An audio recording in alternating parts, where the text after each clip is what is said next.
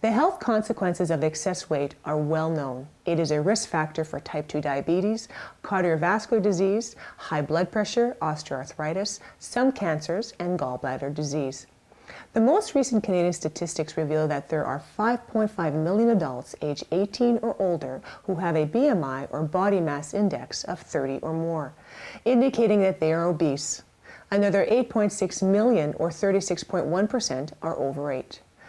Nutrition plays a vital role in breaking the stress-worry-obesity connection. Adaptogens are herbs such as goji berries, which increase the body's ability to adapt to stress and changing situations, thus allowing us to face our challenges with renewed resources. Okay, Dr. Ali, what is obesity? Well, simply put, obesity is accumulation of too much fat in the body. Yeah, that's simply put. That's right. And being morbid obese is what? Well, when we start speaking in terms of morbid obesity, let's talk about overweight and obesity and then morbid obesity. Okay. So we have to use a scale. And what we use here is the body mass index. Right, the BMI. So what is the body mass index? The body mass index is really a scale that compares a body weight in kilograms, and you divide that by the square of the height of the person in meters. So basically that gives you a number. And then the numbers, what are considered normal, is anywhere from 17 to 24. Okay. That's a normal body mass index. Okay. When you hit over 33, you are morbidly obese. So how can we protect ourselves from becoming obese? What would be if a patient came to see you and you knew they were struggling with their weight? How would you address that? What would you tell that person to do? Well, you have to be a little bit careful when you speak to people about obesity, because they take it offensively. But you look at their disease processes, what's going on. You look at their body mass index. You look at their eating habits and everything else, and then you start talking about, well, what are the potential problems here? So let's say a person's got a body mass index over 33. You know some of the problems she's going to be, or he are going to face with. So we are going to talk about those issues. If they have those problems, we need to deal with them effectively. So if we have a person who's a diabetic, we want to put that diabetic management in place, and it's got to be aggressive. Sometimes they can't deal with it, so you're going to have to ease up. At the same time, you've got to maintain that if we don't lose this weight and if we don't control the sugar level, you're going to be in more trouble. Right.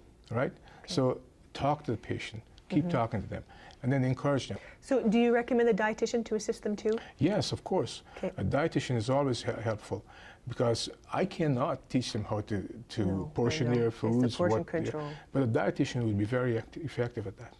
Now, the question I ask is because a lot of people have diet mentalities. I'm on this diet for this time, then I'm off, and then they tend to gain weight. So how does this mentality increase our chances of becoming obese? You know, you see those who are on the diet, they lose 40 pounds. Then they're off the diet, they gain 50. So how do we get off of that mentality of diet and think more lifestyle maybe? Exactly.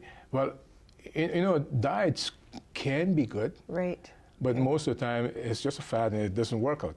Yeah. And the reason for this, if you look at some diets, you can, they want low calories, low fat, high protein, high fats, low carbohydrates, and they come in all kinds of varieties. But they need to combine these diets with an exercise program. Is diet and exercise enough? Do you find most people can do it, or do people need surgery today, that bariatric surgery that's so popular today? Yes. What would you say to patients, right? Okay, generally, people who are over body mass index of 40 should be off of surgery. But they should also try weight loss.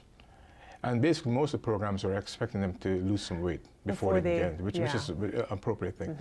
But a lot of people are not prepared to go out and look at the portion size and look at their meals and then exercise. They'll tell you they'll do it, but they wouldn't do it. But the surgery they offer, and there are many varieties of them. The two most common type is a vertical banded gastroplasty, and then the most common one is gastro bypass surgery, which is most effective, I think. Yeah. The band, yes, not that. They all work. Okay. They're very, very good programs. And if you see a person who had surgery, they'll come and tell you, boy, that's great, you know, and they've lost weight. So I would say, yeah, if you're really big and your body mass index is over 40, you would be an appropriate candidate for this.